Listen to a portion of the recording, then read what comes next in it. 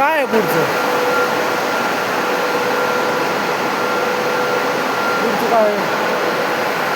Pump आहे hydrant jockey pump, electric hydrant pump, sprinkler jockey pump, electric sprinkler pump, stand by diesel pump. 5 pump आहे. फायरच्या बाकीचे वेगळे असतात. मग ते बघ 12 सेम लो झोन 7.5च्या खाली गेला तो स्टार्ट होणार, 8.5च्या वर गेलं बंद होणार. इथं 12 kg म्हणजे तो 11 पर्यंत प्रेशर देऊ शकतो आणि 12 kg same higher zone stop. मग 11 ते 13 पर्यंत तो हायर स्पीड देऊ शकतो.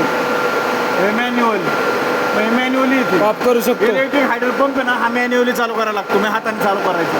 मॅन्युअली चालू बंद हा. करायचं. नाही चालू पण नाही. 5च्या खाली प्रेशर तो चालू होतो आणि मॅन्युअली स्टॉप करायचा आपण. हा 10 पासून चालू होतो आणि आपण मॅन्युअली बंद करायचा. हा स्प्रिंकलर जॉकी पंप 6.5च्या खाली प्रेशर आल्यावर चालू होतो आणि हा 10 पर्यंत प्रेशर गेलं 10च्या वर तो बंद होतो.